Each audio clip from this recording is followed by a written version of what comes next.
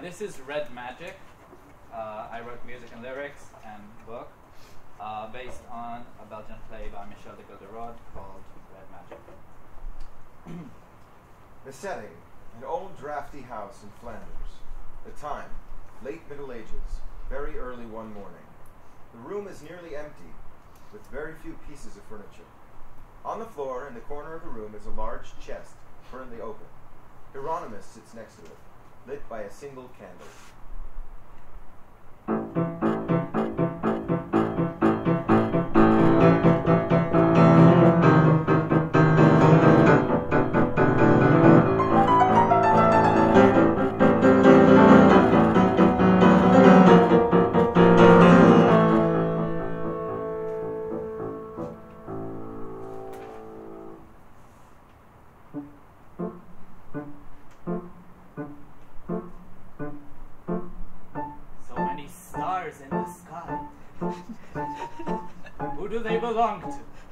Burning away with such abandon, Jehovah be damned, what a waste. And where is the moon? Stolen, no doubt, and if it will be returned, it will be lacking. My. How fast has the candle dwindled each moment that it burns. I'm swindled to even have it kindled. Is such a waste. But this wasteful light's essential, or I could lose the night's potential. That wouldn't be prudential. It'd be a waste. Each way you look, another imposition, clothing and nutrition, all its expense. And in my book, the money that is mine should flourish of decline, so I could relish all my shillings and my pence. I delight in one free pleasure each night. I count and weigh and measure my private little treasure, herein encased. Every night I lie awaiting to hear my coins start copulating, but are they populating? They're neatly placed. Each way you turn, your assets lose their value, but instead of scowl, you need to rule your life. One has to learn to rule the home with rigor, fending off with vigor one's extravagant and thriftless little wife. Sybil enters, a pale and thin toast-like figure, wearing a long white nightgown. In her arms she cradles a rag doll. Hieronymus quickly closes the chest. Are you up already, Sybil? I couldn't sleep. It's too cold, Hieronymus. I'm going to light the fire. No, don't light a fire. Get back to bed until the sun is up. It is springtime. I am hungry. It's a shame to be eating now. If you're going back to sleep, no? Besides, hunger is often the result of an idle mind. Feed your imagination. Think of a lovely meal with fish and fruit and decorated jars of jelly and flowers. Eat with your thoughts, Sybil. Drink with your mind. That is all very well, but I keep getting thinner. That is good. I do not approve of fat ladies. Your gauntness becomes you.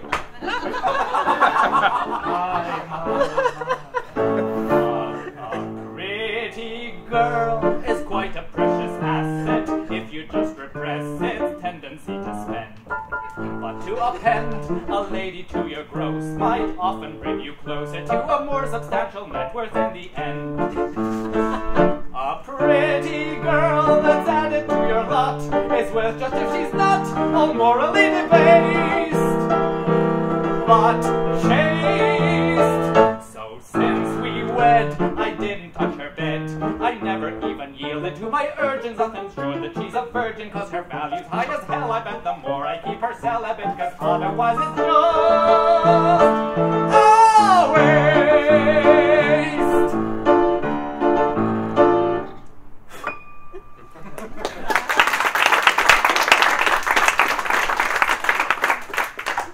friar approaches outside. Back from your morning prayers, friar. Planning to waste away the rest of your day in idle begging for alms? I am not wasting my time by knocking on your door, Hieronymus. Bless me, Father, for I have sinned. You sin? No. Avarice runs in your veins like the plague. It is thrift, I tell you, thrift. If it is thrift, then thrift like yours should be another cardinal sin. Who is that running like a fiend over there? Why, it is your wife, Sybil. Goodness gracious, I should go. Hieronymus, you will not believe what my eyes saw just now. There's a man who stands right in the town square, throwing golden coins coming from thin air. He can do amazing things, he sure does, but they're not the tricks each troubadour does. He has traveled from far in the distance, and he looks like he needs some assistance, with no place to stay, and the man can pay. And I dare to say, in a special way, when it seemed he might go, it was quite clear. I invited him here. What? Good day. Goodbye. My dear sir, I was invited here by this kind lady, who's agreed to provide me with temporary shelter. In return, I will happily pay a fee. A fee? And what will you pay by? What with your beggar's clothes and haggard appearance? Are you a beggar? A thief? An actor? How will you come by the money? What is the source of the Pharaoh's great riches? How was the king's fortune gained? You and I know that such wealth didn't grow from how hard they worked, sweated and strained. Plunder and theft are the root of their money, forfeiture, gambling, and wars. This, I'm afraid, is how money is made. But I happen to know one more source. The devil? A devilish source? Alchemy. The Dark Arts. A deplorable deal with the Dark Lord. I prefer to call it black magic. I don't believe in that. Oh, you do. I see that golden gleam in your eyes. Sybil, I wish you'd let me do my own bargaining. Are you saying you can create gold out of thin air? That I can do. So you can make me a rich man? No. No? Not rich. I'll make you endlessly abundant and sumptuously rich. Coins will fill your home and there'll be gold in every niche. When the money's piling, this mountain you'll surmount. From up high you cannot even try to start to count. Higher and higher your pile will ascend when you're endlessly abundant. Will you listen to that? Endlessly abundant with affluence untold. Even when you're bound to think this might be too much gold. Richer than an emperor and richer than a king. Richer still than Midas with no need to touch a thing. But it is heaven would ask you to lend when you're endlessly abundant. With the gold I will give you, your profits will thrive. You will be a rich man till your last day alive. Then when you're buried, you won't be alone, 'cause your gold will be there in a pyramid all your own. My treasures buried with me. What a thought. Well, of course not everyone is immortal like me. You're Immortal? The deal with the devil comes with several perks. Now, there are several things that I will need from you. A room that is private, a basement is best, a comfortable bed, even I sometimes rest. I'll need lots of wine, so my right is portentous. And a virginal maid who would be my apprentice. Does it have to be a virginal maid? Dear sir, with the delicate arts I indulge in, she better be immaculate. I don't suspect her value will decrease if that's what you're afraid of. And when we are finished down there, you will be endlessly abundant with plenitude so ripe. You won't even care to soil your value festal wine. Think of all the pleasures that one can buy the ribbons and the purple bow to you. Never again will you grieve when you spend. When you're endlessly apart.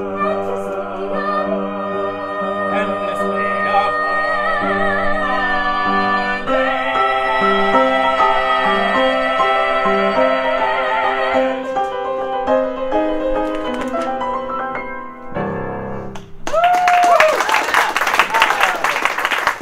Now give me the wine I requested. Do I have to buy it? You're making money already. Yes. Armador, my knight. Sybil, my love. They go down into the basement. The next morning, Hieronymus knocks on the basement's door. Excuse me. Hello? I brought you some more of that wine you requested. A whole night he was there, in my basement. What is he doing? All through the night I heard the voices of fiends and demons he conjured. Panting, screaming even, grinding teeth and slapping thighs. I hope they don't spoil my furniture. Or my wife. There it is! Demons from the beyond! I've never heard such voices of ecstasy and madness. The door opens. Armador, half naked and perspiring, come to collect the wine. Thanks. Wait! How are you progressing down there? It has been a long, exhausting night, my friend, but I have created a small pile of about 10,000 gold coins. 10,000? I want to come down there. I need to see it. Armador, you animal, you come back down here. Let me down. I need to see my gold. Oh, my good sir, I wanted to thank you ever so much for your generous hospitality. At this point, your presence downstairs might interfere with the delicate process at hand, but black magic works incredibly well in your basement, and I've decided to bestow you my knowledge. When I leave here soon, I will leave you with the secret formula for gold. No. It was given to me by Lucifer himself in hell. You might also be pleased to hear that the knowledge comes with another bonus, immortality. Now you are endlessly abundant in gold as well as time. Justifying living can be truly quite sublime. All your life you hoarded, your property expands. What a place to die and see what once was yours change hands. Being immortal can solve this, my friend, when you're endlessly abundant. Good day. Armador glides back to the basement. Hieronymus is exhilarated. He goes outside the house. Ah! I am endlessly abundant. No more losses. No more waste, no more worries with endless money, endless time. Oh, my Sybil. Oh, my Sybil, the things I'm going to do to her. Good morning, Hieronymus. Ah, excellent, excellent morning indeed, Friar. You are quite the songbird today. Is anything the matter? You know what, Friar? I thought about your daily trudge up the hill to collect alms for your pretty little church, and how often I ridiculed your stupid endeavor. But when I gave consideration to the brevity of all things, I find myself repenting my words.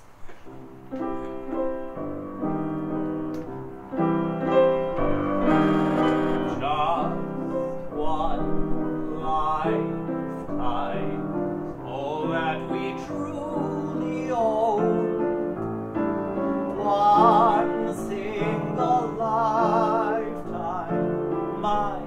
how the years have flown when you think of it. Just one lifetime. Everything else must cease. Earthly possessions like mortal coins will shed when we're at peace. Just one lifetime's all that I owned on earth.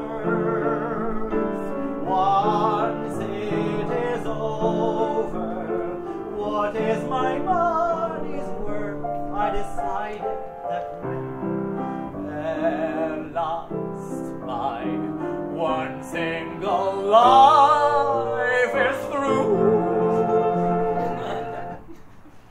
All my possessions and all my gold, I leave them all. Oh, thank you, Hieronymus. This is very generous and unexpected. My parishioners and I have been looking forward to your death even before this touching scene. And now we really have something to expect.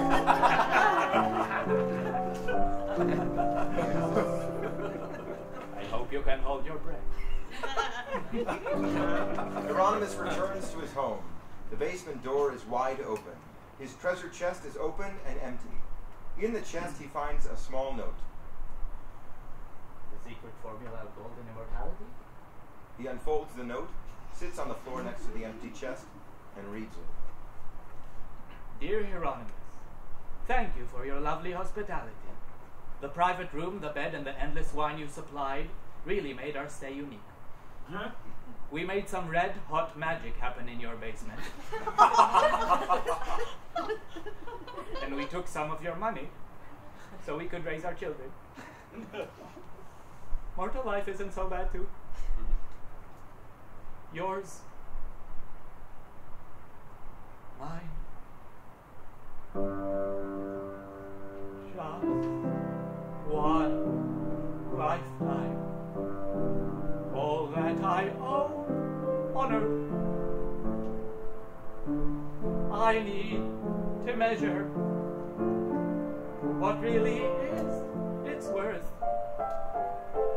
When you think of it, just one lifetime, fleeting by in such haste, doesn't amount to much overall.